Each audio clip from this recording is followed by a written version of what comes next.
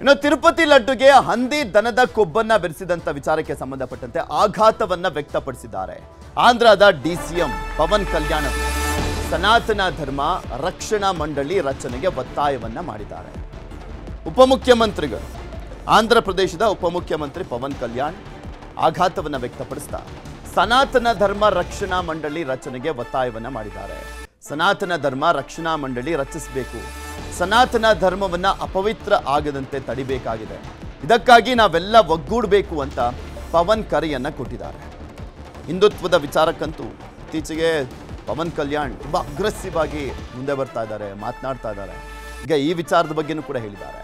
ಜಗನ್ ವಿರುದ್ಧ ಪವನ್ ಕಲ್ಯಾಣ್ ಆಕ್ರೋಶವನ್ನು ವ್ಯಕ್ತಪಡಿಸಿದ್ದಾರೆ. ಟಿಟಿಡಿ ಮಂಡಳಿ ಹಲವು ಪ್ರಶ್ನೆಗಳಿಗೆ ಉತ್ತರಿಸಬೇಕಾಗಿದೆ, ಕಠಿಣ ಕ್ರಮ ಕೈಗೊಳ್ಳಲಿಕ್ಕೆ ಸರ್ಕಾರ ಬದ್ಧವಾಗಿದೆ ಅಂತ ಪವನ್ ಹೇಳಿದ್ದಾರೆ. ಪವನ್ ಕಲ್ಯಾಣ್ ಕಠಿಣ ಕ್ರಮ ಕೈಗೊಳ್ಳಲಿಕ್ಕೆ ನಮ್ಮ ಸರ್ಕಾರ ಬದ್ಧವಾಗಿದೆ ಅಂತ ಹೇಳ್ತಾ ಇದ್ದಾರೆ. ಯಾವ ರೀತಿಯಾದಂಥ ಕಠಿಣ ಕ್ರಮ ಕೈಗೊಳ್ತಾರೆ, ತನಿಖೆಯನ್ನು ನಡೆಸಿ ಯಾರ ವಿರುದ್ಧ ಕಠಿಣ ಕ್ರಮ ಕೈಗೊಳ್ತಾರೆ, ಇದೆಲ್ಲದೂ ಕೂಡ ಗೊತ್ತಾಗಬೇಕಾಗಿದೆ.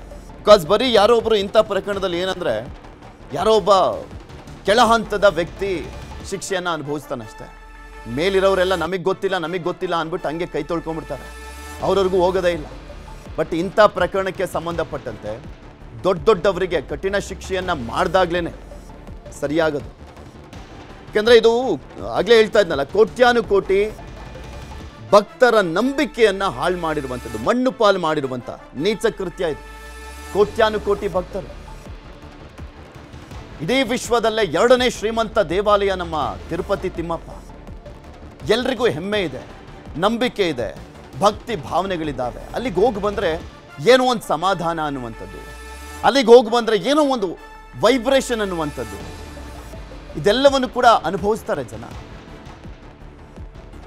ಇದೇ ವಿಚಾರಕ್ಕೆ ಸಂಬಂಧಪಟ್ಟಂತೆ ಮಾತಾಡಲಿಕ್ಕೆ ನಮ್ಮ ಜೊತೆ ನಿರ್ಮಾಪಕರಾಗಿರುವಂಥ ಲಹರಿ ವೇಲು ಅವರು ದೂರವಾಣಿ ಸಂಪರ್ಕದಲ್ಲಿ ಜಾಯ್ನ್ ಆಗಿದ್ದಾರೆ. ನಮಸ್ಕಾರ ಸರ್.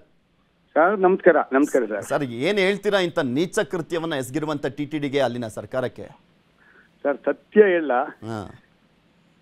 ಧಾರ್ಮಿಕ ಧಕ್ಕೆ ಬರುವಂತ ಕೆಲಸ ಯಾರೇ ಮಾಡಿದ್ರು ಕೂಡ ಅವ್ರು ಗಲ್ಲು ಶಿಕ್ಷೆ ಆಗ್ಬೇಕು ಸರ್.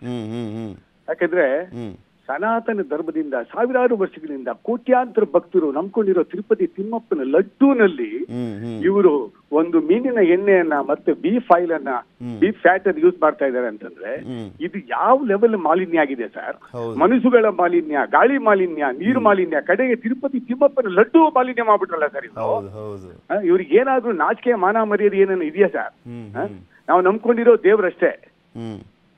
ಪ್ರತಿಯೊಬ್ರು ಭಕ್ತಾದಿಗಳು ತಿರುಪತಿ ಎಷ್ಟು ಕಷ್ಟಪಟ್ಟು ಬೆಟ್ಟ ಹಾಕಿದ್ದಾರೆ. ನಾನು ಪ್ರತಿ ವರ್ಷ ಹೋಗ್ತೀನಿ ಸರ್. ಅಂದ್ರೆ ನಮ್ಮಲ್ಲಿರುವಂತ ಭಕ್ತಿ ಭಾವನೆಗಳು, ನಮ್ಮಲ್ಲಿರೋ ದುಃಖ ದುಮ್ಮನಗಳನ್ನ ಬಗೆಹರಿಸಪ್ಪ ಅಂತ ಹೋಗ್ಬಿಟ್ಟು ನಮಸ್ಕಾರ ಮಾಡ್ಕೊಂಡ್ ಬರ್ತೀವಿ.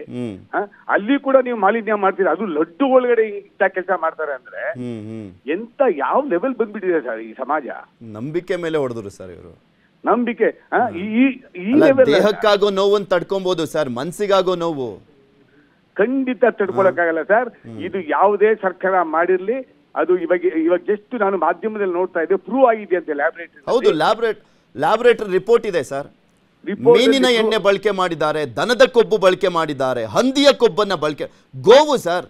ನಾವೆಲ್ಲ ಭಕ್ತಿ ಭಾವದಿಂದ ದೇವರ ರೀತಿಯಲ್ಲಿ ನೋಡಿ ಪೂಜೆ ಮಾಡುವಂತ ಗೋವು, ಅದರ ಕೊಬ್ಬು ಹಾಕಿದ್ದಾರೆ.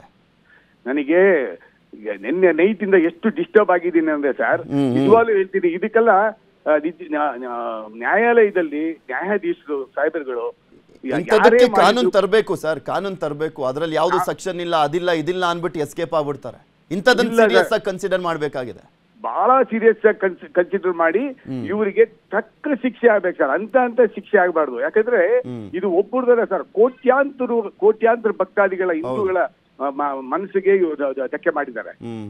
ಇದು ಸಮಂಜಸ ಅಲ್ಲ ಸರ್. ಇದಕ್ಕೆ ಸರಿಯಾಗಿ ಮಟ್ಟ ಹಾಕ್ಬೇಕು. ಪವನ್ ಕಲ್ಯಾಣ್ ಅವರು ಕೂಡ ಹೇಳಿದ್ದಾರೆ, ಕಠಿಣ ಕ್ರಮ ಕೈಗೊಳ್ತೀವಿ, ಬಿಡೋದಿಲ್ಲ ಅಂತ. ಯಾವ ರೀತಿಯಾಗಿ ಕಠಿಣ ಕ್ರಮ ಕೈಗೊಳ್ಳುತ್ತೆ ಸರ್ಕಾರ ಅನ್ನುವಂಥದ್ದನ್ನ ಕಾದ್ ನೋಡ್ಬೇಕಾಗಿದೆ. ಧನ್ಯವಾದ ಲಹರಿ ವೇಲು ಸರ್, ನ್ಯೂಸ್ 18 ಜೊತೆ ಮಾತನಾಡಿದಕ್ಕೆ. ಕನ್ನಡಿಗರ ಮೆಚ್ಚಿನ ನಿಮ್ಮ ನ್ಯೂಸ್ 18 ಕನ್ನಡ ಈಗ ವಾಟ್ಸ್ಆಪ್ನಲ್ಲಿಯೂ ಲಭ್ಯ. ಕರ್ನಾಟಕ ಮತ್ತು ದೇಶ ವಿದೇಶದ 360 ಡಿಗ್ರಿ ಸುದ್ದಿ ವಿವರವನ್ನ ನೀವು ನಿಮ್ಮ ಕೈ ಬೆರಳುಗಳಲ್ಲಿಯೇ ಪಡೆಯೋದಿಕ್ಕೆ ಈ QR ಕೋಡ್ ಅನ್ನು ಸ್ಕ್ಯಾನ್ ಮಾಡಿ. ನಮ್ಮ ಚಾನೆಲ್ ಅನ್ನು ಫಾಲೋ ಮಾಡಿ, ನೋಟಿಫಿಕೇಶನ್ ಆನ್ ಮಾಡಿ.